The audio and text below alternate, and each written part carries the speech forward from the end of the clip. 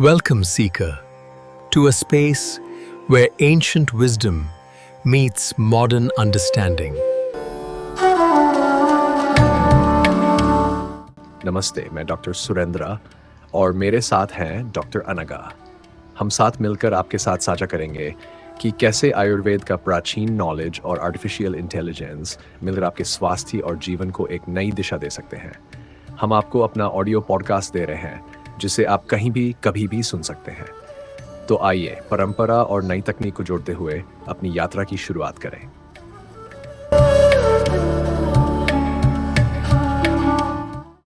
नमस्कार और the deep dive में आपका स्वागत है। आज हम एक बहुत ही दिलचस्प संगम पर बात कर रहे हैं, जहां हजारों साल पुरानी बुद्धिमत्ता वो मिल रही है आज की गणितीय सटीकता से। हम ये समझने की कोशिश करेंगे कि कैसे संभावना सिद्धांत यानी प्रोबेबिलिटी थियरी और सामान्य वितरण, जिसे नॉर्मल डिस्ट्रीब्यूशन कहते हैं, ये आंकड़ों की दुनिया के जो शक्तिशाली औजार हैं, ये आयुर्वेद के प्राचीन ज्ञान को समझने और उसे परखने में कैसे इस्तेमाल हो रहे हैं। जी। हमारे पास कुछ दस्तावेज हैं जो इस तालमेल पर रोशनी डालते हैं। ये बताते हैं कि कैसे ये गणितीय तरीके आयुर्वेदिक रिसर्च और प्रैक्टिस को, आप कह सकते हैं, एक ठोस आधार दे सकते हैं। बिल्कुल। तो आज की हमारी ये जो खोज है, इसका मकसद क्या है? हम ये समझेंगे कि आयुर्वेद की जो मूल सिद्धांत हैं, जैसे त्रिसूत्र, वो अनिश्चितता से निपटने का एक क्लासिकल फ्रेमवर्क कैसे देते हैं। और फिर ये देखेंगे कि आज की स्टैटिस्टिक्स इस समझ को कैसे मात्रात्मक, मतलब क्वांटिटेटिव बना सकती हैं। तो चलिए इसे जरा परत दर परत खोलते हैं। हाँ, जरूर। शुरुआत करते हैं आयुर्वेद की जड़ से, त्रिसूत्र से। हेतु, लिंग और औषध। चरक संहिता का वो प्रसिद्ध सूत्र, हेतु लिंगौषध ज्ञानम स्वस्थ आतुर परायणम त्रिसूत्रम, मतलब सेहतमंद रहने और बीमारी से निपटने के लिए इन तीनों का ज्ञान सर्वोपरि है। ये तो काफी सुनने में आता है आजकल। बिल्कुल। और ये त्रिसूत्र आप देखें तो अपने आप में ही संभाव्यता यानी प्रोबेबिलिस्टिक वाली सोच से जुड़ा हुआ है। आप सोचिए, हेतु का अंदाजा लगाना, क्या कारण हो सकता है। लिंग यानी लक्षण, उनको समझना, जिनमें स्वाभाविक रूप से कुछ ना कुछ अनिश्चितता तो होती ही है। और फिर संभावित असर के आधार पर औषध यानी इलाज तय करना। ये पूरी प्रक्रिया ही संभावनाओं पर आधारित है। इसे हम अनिश्चितता के बीच फैसले लेने का एक शास्त्रीय ढांचा मान सकते हैं। अच्छा, तो ये सिर्फ एक सतही समानता नहीं है? मतलब क्या ये कहना सही होगा कि त्रिसूत्र असल में एक तरह का प्रोबेबिलिस्टिक फ्रेमवर्क ही है, भले ही उस जमाने में ये शब्द इस्तेमाल हुए हों? हाँ, काफी हद तक। हाँ, देखिए, किसी भी निदान या चिकित्सा में अनिश्चितता तो होती है। त्रिसूत्र इस अनिश्चितता को स्वीकार करता है और उसे प्रबंधित करने का एक रास्ता दिखाता है। हेतु कभी 100% निश्चित नहीं होते, लक्षणों की तीव्रता बदलती रहती है और दवा का असर भी हर व्यक्ति पर एक जैसा नहीं होता। इन सबके आकलन में संभाव्यता की भूमिका तो है ही। और इसी कड़ी में फिर निदान पंचक भी आता है। हेतु, पूर्व रूप, रूप, उपशय और संप्राप्ति। ये तो बीमारी के कारण से लेकर उसके बढ़ने तक की प्रक्रिया को समझने का एक व्यवस्थित तरीका है। यहाँ तो निदान और रोग के आगे बढ़ने के अनुमान में, मतलब प्रोग्नोसिस में, संभावना की भूमिका और साफ नजर आती है। हाँ, और इसे दशविध आतुर परीक्षा से भी जोड़ना चाहिए, जैसा चरक विमान स्थान 8 में बताया गया है। ये रोगी की 10 तरह से जांच करने का तरीका है: प्रकृति, विकृति, सार, संहनन, प्रमाण, सात्म्य, सत्व, आहार शक्ति, व्यायाम शक्ति और वय, उम्र। इन कारकों के आधार पर ही तो मरीज के जोखिम, मतलब रिस्क, का वर्गीकरण होता है। ये सारी जानकारी संभाव्यता की गणना करने से पहले जरूरी है, क्योंकि ये व्यक्तिगत भिन्नताओं को ध्यान में रखती है, जो आयुर्वेद का मूल सिद्धांत है। चलिए अब थोड़ी संभावना की गणितीय बात करते हैं। हमारे स्रोत कुछ बुनियादी चीजों का जिक्र करते हैं: सैंपल स्पेस, इवेंट्स और संभावना के स्वयंसिद्ध सिद्धांत, एक्सियोम्स, जिन्हें स्रोतों में षट सिद्धांत कहा गया है। जैसे संभावना हमेशा 0 और 1 के बीच होती है, कुल संभावना 1 होती है, ये सब। ये तो शायद कई श्रोताओं को पता होगा, लेकिन आयुर्वेद में इसका क्या मतलब है? देखिए, यहाँ ये सिद्धांत सिर्फ गणितीय नहीं रह जाते, ये आयुर्वेदिक तर्क को मजबूती देते हैं। उदाहरण के लिए कंडीशनल प्रोबेबिलिटी, शर्तिया संभावना, ये बहुत महत्वपूर्ण है। P of A by B is equal to P of A intersection B divided by P of B। गणितीय रूप से ये शायद थोड़ा जटिल लगे, पर इसका मतलब सीधा है। किसी एक चीज B के होने पर दूसरी चीज A के होने की संभावना क्या है। जैसे अगर कोई व्यक्ति गुरु स्निग्ध यानी भारी और चिकना खाना खाता है और व्यायाम नहीं करता, ये कंडीशन बी हुई, तो उसे प्रमेह यानी डायबिटीज जैसा रोग होने की ये घटना ए हुई, संभावना कितनी बढ़ जाती है। और ये भी जरूरी है कि हेतु अक्सर अकेले काम नहीं करते। जैसे आपने कहा, भारी खाना और व्यायाम न करना, ये अक्सर साथ साथ चलते हैं, ये इंडिपेंडेंट नहीं है। बिल्कुल। और यहीं पर विश्लेषण थोड़ा और पेचीदा हो जाता है, लेकिन ज्यादा यथार्थवादी भी। हमें इन हेतुओं के आपसी संबंध को भी ध्यान में रखना होता है। इसी सिलसिले में बेस थ्योरम का जिक्र आता है।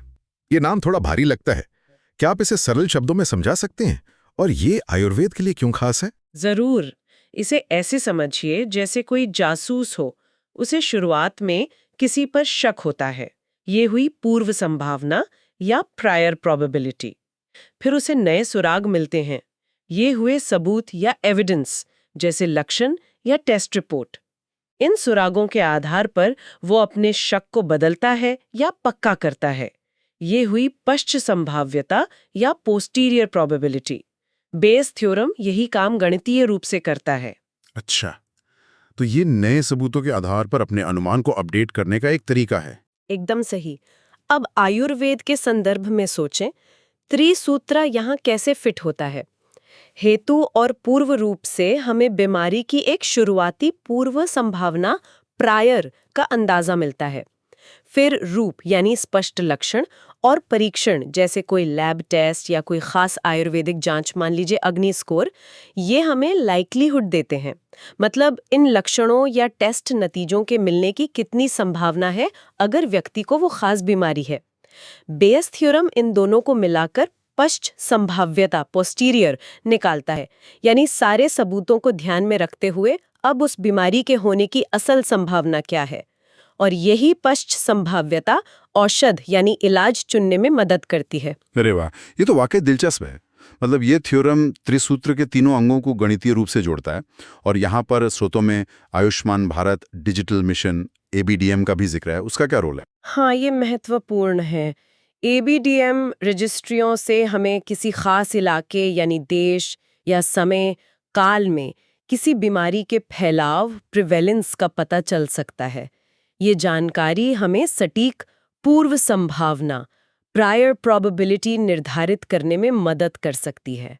फिर जब आभा मतलब आयुष्मान भारत हेल्थ अकाउंट से जुड़े मरीजों के रिकॉर्ड लंबे समय तक ट्रैक किए जाते हैं, तो हम इन गणनाओं को यानी पश्च संभावनाओं को वास्तविक दुनिया के डेटा से वैलिडेट भी कर सकते हैं। ये सिर्फ थ्योरी नहीं रहती, प्रैक्टिकल बन जाती है। लेकिन ये तो बड़ा काम लगता है। क्या हमारे पास सच में इतना डेटा है और उसे एनालाइज करने की क्षमता है कि हम सटीक पूर्व संभावनाएं निकाल सके? ये एक जायज सवाल है। अभी ये शुरुआती दौर में है, लेकिन ABDM का ढांचा इसी दिशा में बढ़ रहा है। डेटा इकट्ठा हो रहा है और विश्लेषण के उपकरण भी बेहतर हो रहे हैं। चुनौती है, पर संभावना भी बहुत बड़ी है।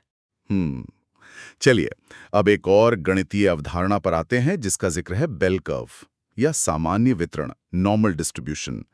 ये घंटी जैसा दिखने वाला ग्राफ इतना खास क्यों है आयुर्वेदिक रिसर्च में? देखिए, आयुर्वेद में भी हम बहुत सी चीजें नापते हैं जो निरंतर बदलती हैं, जैसे BMI, नाड़ी की गति, सांस की रफ्तार, या आजकल कुछ नए स्कोर बनाए जा रहे हैं जैसे अग्नि इंडेक्स, जो पाचन शक्ति को मापता है। अक्सर ऐसा होता है कि जब कई छोटे छोटे स्वतंत्र कारक मिलकर किसी एक चीज पर असर डालते हैं, तो उसका कुल प्रभाव एक खास पैटर्न दिखाता है, जिसे सामान्य वितरण या बेल कर्व कहते हैं। ये सेंट्रल लिमिट थ्योरम की वजह से होता है। और इसके मुख्य पैरामीटर है माध्य यानी औसत, जो बताता है कि कर्व का केंद्र कहाँ है, और मानक विचलन यानी स्टैंडर्ड डिविएशन, जो बताता है कि डेटा कितना फैला हुआ है। ये सम्मित होता है, सिमेट्रिक, बीच से दोनों तरफ एक जैसा। जी हाँ, और इसकी एक खासियत है एम्पिरिकल रूल या 68, 95, 99.7% का नियम। ये नियम क्या कहता है और कैसे काम आता है? ये नियम डेटा के फैलाव को समझने का एक आसान तरीका देता है। लगभग 68% डेटा माध्य के +1 मानक विचलन सिग्मा के दायरे में आता है, करीब 95% डेटा +2 सिग्मा के दायरे में, और लगभग सारा मतलब 99.7% डेटा +3 सिग्मा के दायरे में आ जाता है। तो इसका इस्तेमाल कैसे कर सकते हैं? मान लीजिए हमने किसी आयुर्वेदिक अग्नि स्कोर के लिए बहुत सारे लोगों का डेटा इकट्ठा किया। हम उसका माध्य म्यू और मानक विचलन सिग्मा निकाल सकते हैं। फिर इस नियम से हम कह सकते हैं कि म्यू +1 सिग्मा के बीच का स्कोर सामान्य या विशिष्ट है, और अगर किसी का स्कोर म्यू +2 सिग्मा से बाहर है तो वो चिंताजनक हो सकता है, उस पर ज्यादा ध्यान देने की जरूरत पड़ सकती है। अच्छा, ये तो रेंज तय करने में काफी मददगार है। और इसमें Z स्कोर का भी जिक्र है। हाँ, मानकीकरण या Z स्कोर, x-μ/σ। ये बहुत उपयोगी है। ये हमें बताता है कि कोई खास मान x माध्य से कितने मानक विचलन दूर है। इससे हम अलग-अलग जगहों, देश या समय काल के डेटा की तुलना कर सकते हैं, या अलग-अलग पैमानों पर मापी गई चीजों की तुलना कर सकते हैं। यही Z स्कोर आत्मविश्वास अंतराल, कॉन्फिडेंस इंटरवल्स, CIs बनाने और स्टडी के लिए जरूरी सैंपल साइज निकालने का आधार भी बनता है।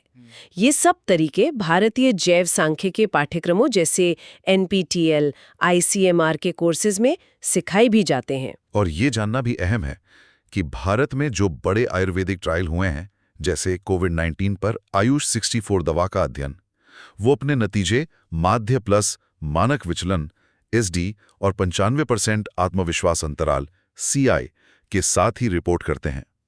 ये इसी धारणा पर आधारित है कि उनके नतीजे लगभग नॉर्मली डिस्ट्रीब्यूटेड हैं। लेकिन क्या ये हमेशा मान लेना सुरक्षित है कि डेटा सामान्य रूप से ही वितरित होगा? आयुर्वेद तो व्यक्तिगत भिन्नता पर बहुत जोर देता है। ये बहुत अच्छा सवाल है। नहीं, हमेशा ऐसा नहीं होता। कई बार डेटा एक तरफ झुका हुआ हो सकता है, स्क्यूड। इसीलिए ये जरूरी है कि हम पहले डेटा के वितरण की जांच करें। अगर वो सामान्य नहीं है तो माध्य, मीन और मानक विचलन SD के बजाय माध्यिका, मीडियन और अंतर चतुर्थक श्रेणी इंटरक्वार्टाइल रेंज IQR का इस्तेमाल करना बेहतर और ज्यादा सटीक होता है। सही कहा। माध्यिका वो मान है जिसके नीचे 50% डेटा होता है, और IQR बीच के 50% डेटा का फैलाव बताता है। ये विषम डेटा के लिए ज्यादा मजबूत मापक हैं। तो चलिए एक व्यवहारिक उदाहरण देखते हैं। स्रोत में आमवात, रूमेटॉइड आर्थराइटिस जैसा रोग, उसके लिए बायसियन निदान का उदाहरण दिया है। इसे थोड़ा विस्तार से समझते हैं। हाँ, मान लीजिए हम आम बात का निदान करना चाहते हैं। सबसे पहले हम ABDM रजिस्ट्री या स्थानीय स्वास्थ्य सर्वेक्षण से उस समुदाय में आम बात के प्रसार, प्रेवेलेंस का पता लगाते हैं। ये हमारी पूर्व संभावना, प्रायर हुई। फिर हम रोगी की संरचित परीक्षा करते हैं, जैसे सुबह की जकड़न कितनी देर रहती है, उसे स्केल पर मापते हैं, या CRP जैसा कोई ब्लड मार्कर देखते हैं। इस जानकारी से हमें लाइक्लीहुड मिलता है, यानी ये लक्षण या टेस्ट रिजल्ट मिलने की कितनी संभावना है अगर रोगी को आमवात है। अब बेस थ्योरम का इस्तेमाल करके हम इन दोनों को मिलाते हैं और आमवात होने की पश्य संभावना, पोस्टीरियर प्रोबेबिलिटी निकालते हैं। और ये पश्य संभावना फिर इलाज का फैसला लेने में मदद करती है, जैसे कि शमन करना है या शोधन की जरूरत है। उच्च पश्य संभावना शायद शोध जैसे गहन उपचार की ओर इशारा कर सकती है, जबकि कम संभावना वाले मामले में शमन से शुरुआत की जा सकती है। और सबसे अच्छी बात यह है कि जैसे जैसे और टेस्ट रिपोर्ट्स आती हैं या रोगी की स्थिति बदलती है, हम इस संभावना को लगातार अपडेट कर सकते हैं। ये एक डायनामिक प्रक्रिया है। और रिपोर्टिंग की बात करें तो इन स्टडीज के नतीजों को कैसे प्रस्तुत किया जाना चाहिए ताकि वे विश्वसनीय हों, तुलनीय हों? यहाँ मानकीकृत रिपोर्टिंग बहुत जरूरी है, खास तौर पर जब जड़ी बूटियों पर आधारित इलाज, हर्बल इंटरवेंशन का ट्रायल हो तो कंसॉर्ट हर्बल एक्सटेंशन का पालन करना चाहिए। इसमें विशेष चेकलिस्ट और फ्लो डायग्राम होते हैं। साथ ही ICMR यानी भारतीय आयुर्विज्ञान अनुसंधान परिषद के दिशा निर्देशों का पालन करना भी अनिवार्य है। नतीजों को पेश करते समय अगर डेटा सामान्य है तो माध्य प्लस SD और 95% CI देना चाहिए, लेकिन अगर डेटा विषम है तो माध्य का IQR को प्रमुखता से रिपोर्ट करना चाहिए। पारदर्शिता बहुत महत्वपूर्ण है। नैतिकता का पहलू भी उठाया गया है। आईसीएमआर के दिशा निर्देश और डब्ल्यूएचओ का पारंपरिक चिकित्सा केंद्र। जी हाँ, आईसीएमआर के राष्ट्रीय नैतिक दिशा निर्देश, जिनमें इंटीग्रेटिव मेडिसिन और एआई पर खास परिशिष्ट भी हैं, उनका पालन करना सर्वोपरि है। ये डेटा के उपयोग, गोपनीयता और एल्गोरिथम की जिम्मेदारी जैसे मुद्दों को कवर करते हैं। साथ ही विश्व स्वास्थ्य संगठन डब्ल्यूएचओ का जो वैश्विक पारंपरिक चिकित्सा केंद्र गुजरात के जामनगर में स्थापित हुआ है, उसका मुख्य फोकस ही साक्ष्य, एविडेंस, डेटा और एनालिटिक्स पर है।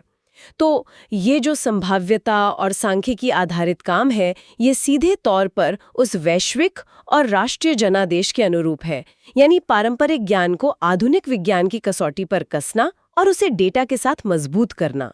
तो ये सब भारत के बड़े लक्ष्यों से कैसे जुड़ता है? जैसे सीसीआरएस का विजन 2030 है या विकसित भारत 2047 का लक्ष्य है। ये पूरी तरह से जुड़ता है। सीसीआरएस का विजन व्यवस्थित सत्यापन, सिस्टमैटिक वैलिडेशन और डेटा चालित आयुर्वेद पर जोर देता है।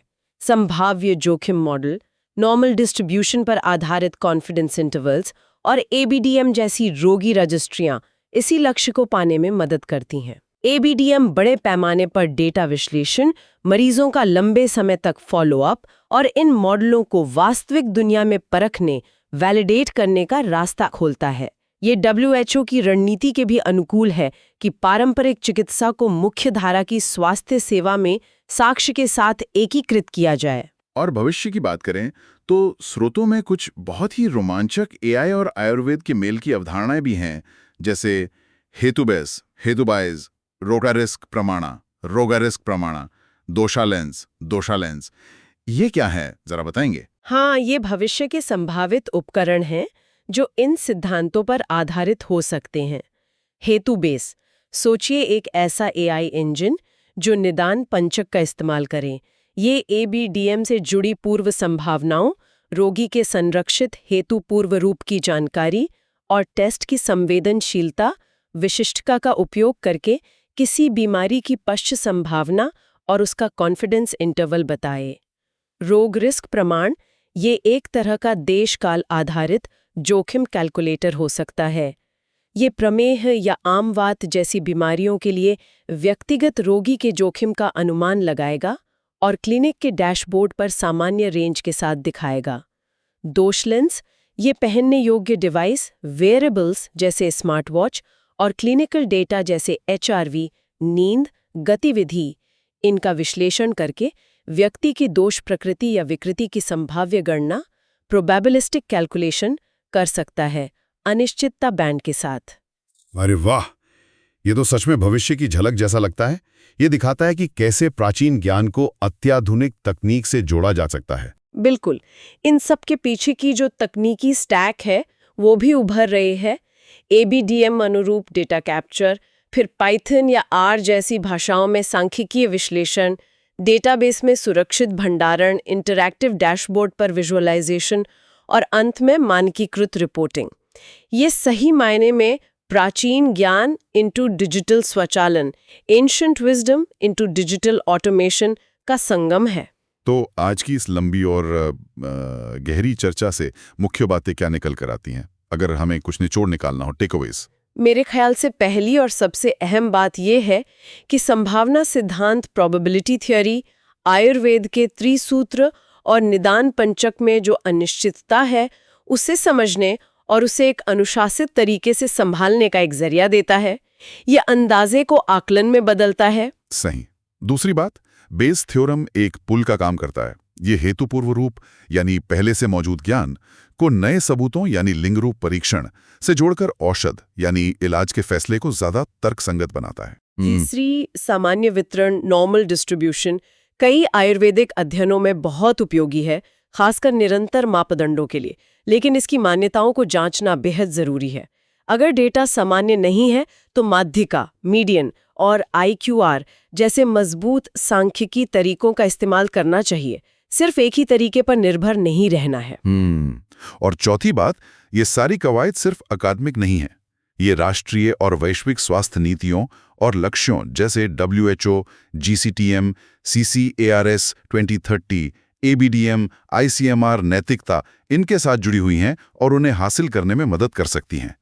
रिसर्च करते समय इन कनेक्शंस को साफ तौर पर बताना भी महत्वपूर्ण है। तो कुल मिलाकर सांख्यिकी और संभाव्यता को आयुर्वेद में एकीकृत करना सिर्फ इसे आधुनिक बनाने की बात नहीं है, बल्कि इसे मात्रात्मक रूप से मजबूत करने, इसके दावों को मान्य करने और इसके ज्ञान को और गहराई से समझने का एक शक्तिशाली तरीका है।